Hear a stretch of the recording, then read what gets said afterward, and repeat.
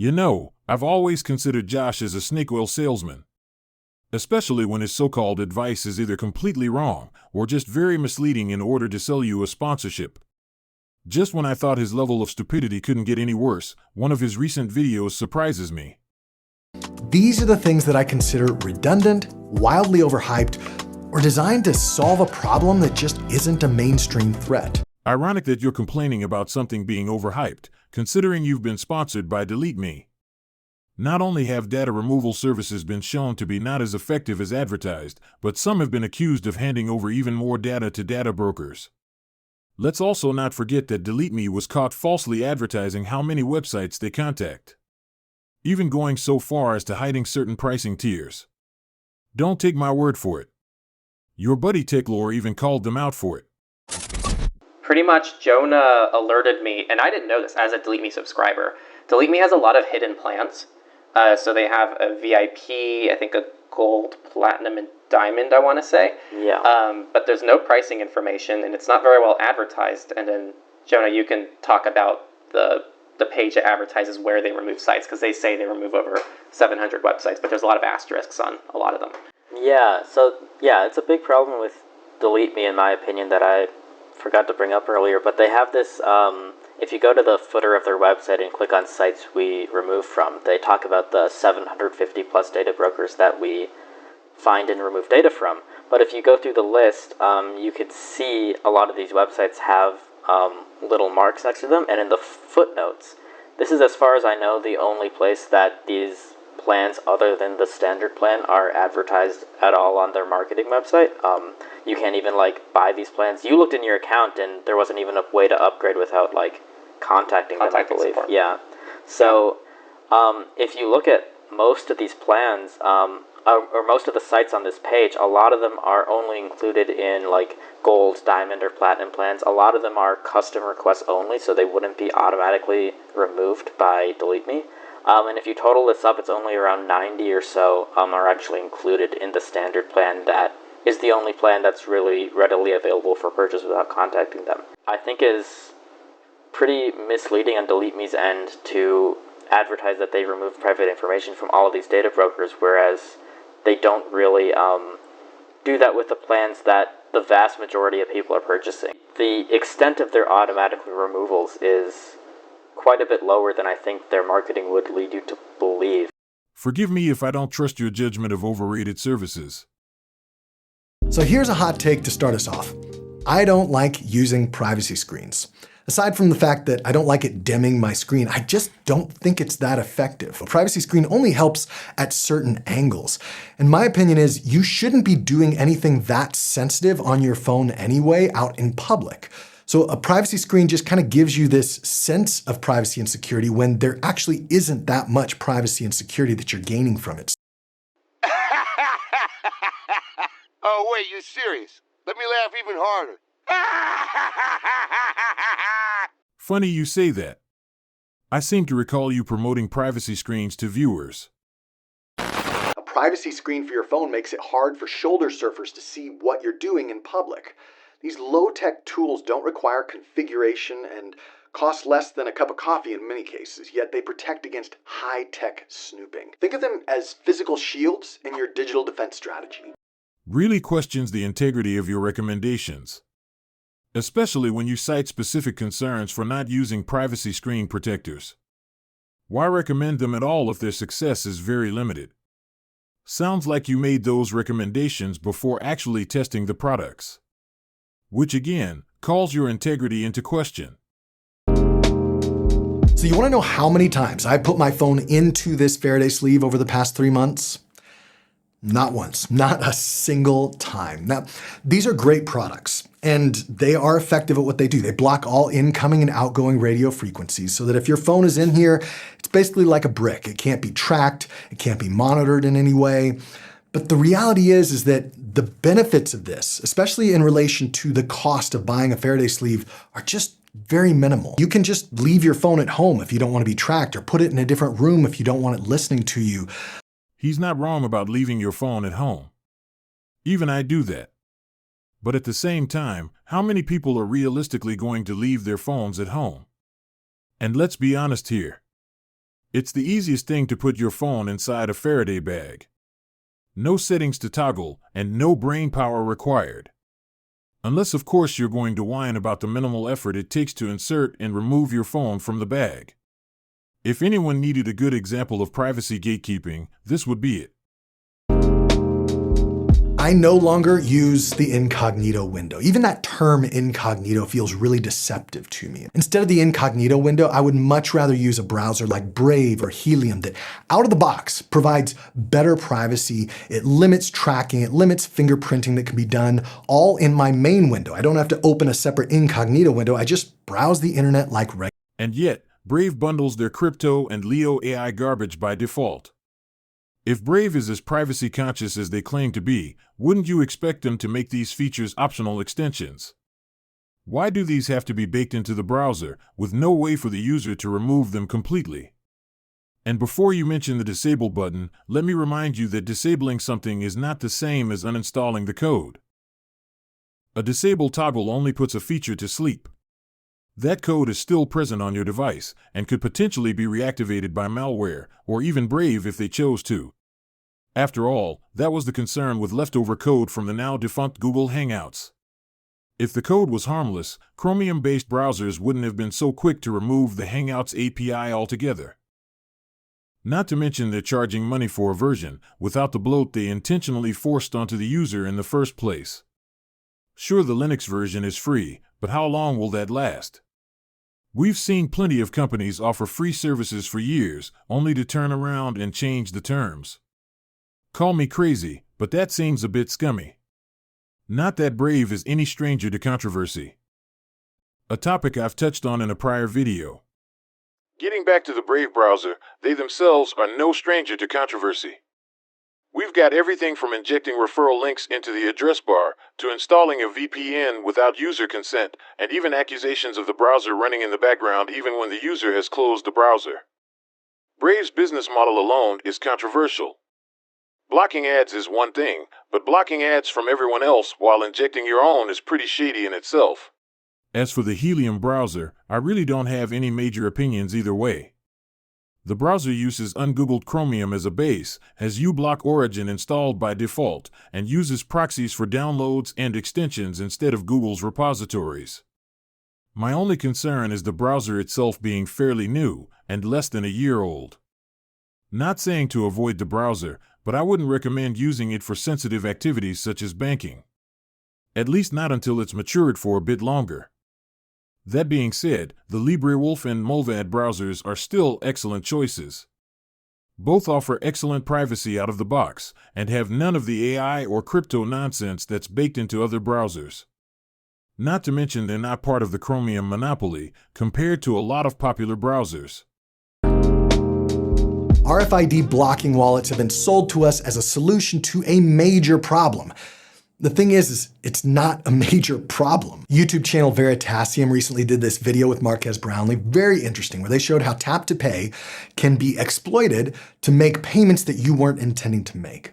And that's kind of what this whole RFID blocking thing is about, is just making sure that nobody can pass by your wallet and charge you for anything on your credit card without you knowing. There are two problems with this. One, it's not a big problem. We're not seeing headlines all the time about how somebody just had their life savings drained because they didn't have an RFID blocking wallet.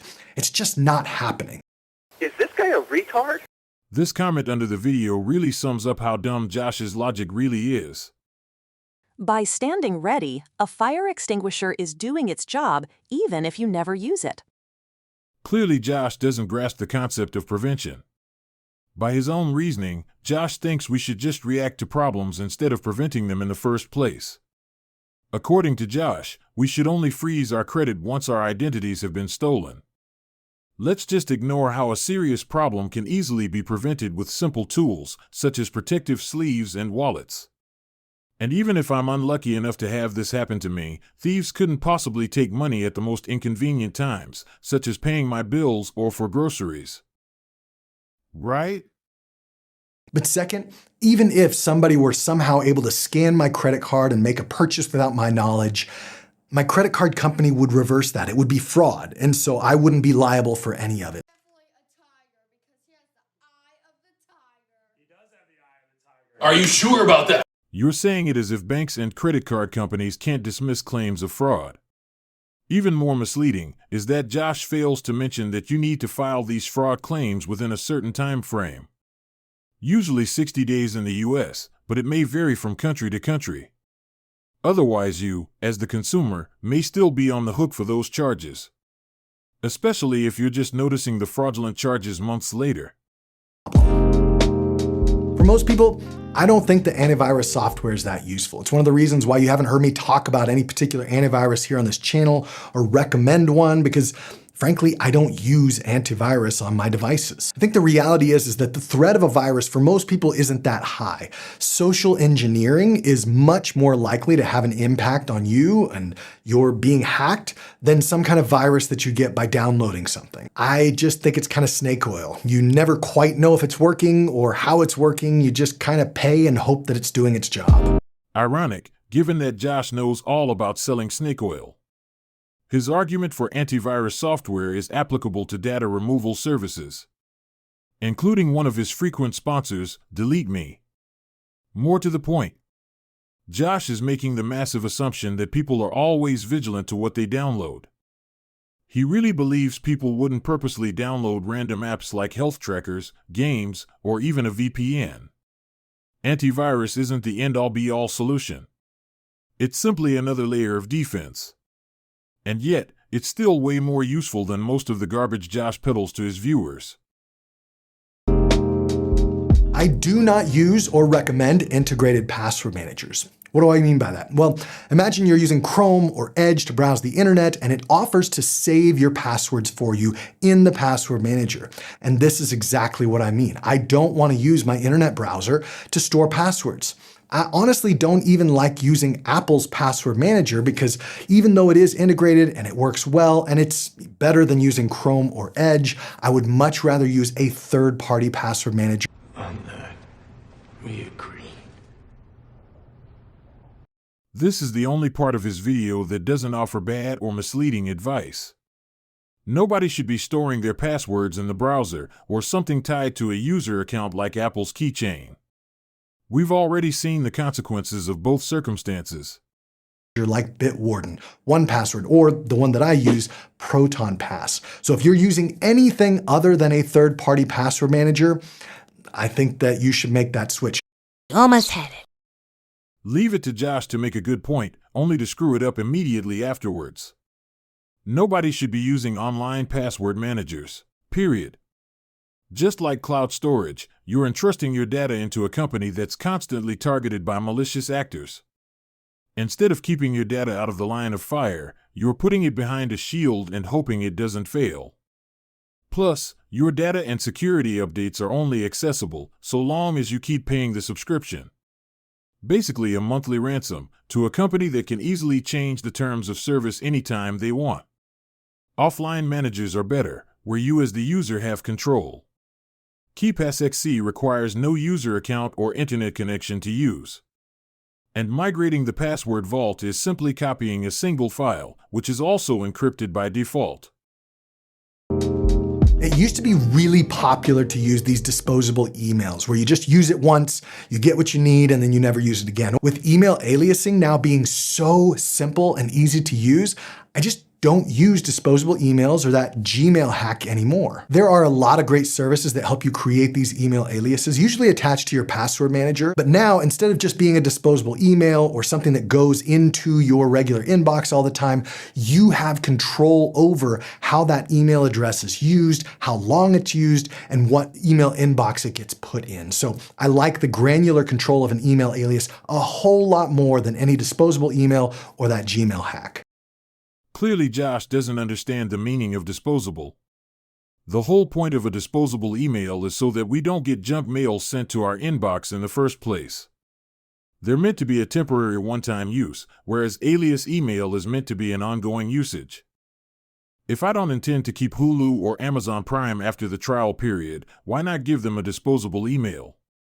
Why waste an alias and allow these services to spam my inbox in the first place? Especially when services like Proton and Simple Login only allow so many aliases per user, depending on your price tier. Josh also fails to mention yet another important detail: email storage space. Services such as Proton and Tuda only allow users so much email storage, depending on your price tier. Free users are only allowed up to 1 gigabyte of storage. And unless you regularly clean out your inbox, that storage space can fill up pretty quickly. Especially if you're constantly receiving junk mail from services you only used once. Josh can fanboy all over granular settings all he wants. Fact is that it's just simpler to keep the junk from my inbox from the start. And again, Josh is being unrealistic. He really thinks the average person is going to meticulously comb through the settings and set up his bullshit email routing strategy. Unless you plan to keep a specific service, there's no reason to waste an email alias. And are there other things you think I've missed? If so, leave them in the comments and then watch this video next where you can learn some secret iPhone security settings that nobody ever talks about. Nobody talks about them because they don't work. Especially when Apple is notorious for overriding user settings with patches and updates. Next up, this one's just kind of a quick letting you guys know. So the latest Mac and iOS updates, 15.3 and 18.3 are out, and they have automatically enabled Apple Intelligence. So originally in 15.1, 15.2, and iOS 18.1 and .2, Apple Intelligence was opt-in, and users who wanted the feature would need to turn it on in the settings.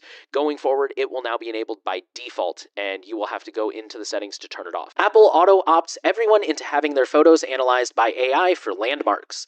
The feature, known as Enhanced Visual Search, was called out last week by software developer Jeff Johnson, who expressed concern in 2 write-ups about Apple's failure to explain the technology, which is believed to have arrived with iOS 18.1 and macOS 15.1 on October 28, 2024. In a policy document dated November 18, 2024, which the article notes, if you check the Wayback Machine, it actually doesn't show up until later, so it's almost like they backdated this update or something. Guess you think it's more important to make viewers feel in control, instead of giving them actual control. Then again, I'd expect nothing less from a cybersecurity grifter like yourself.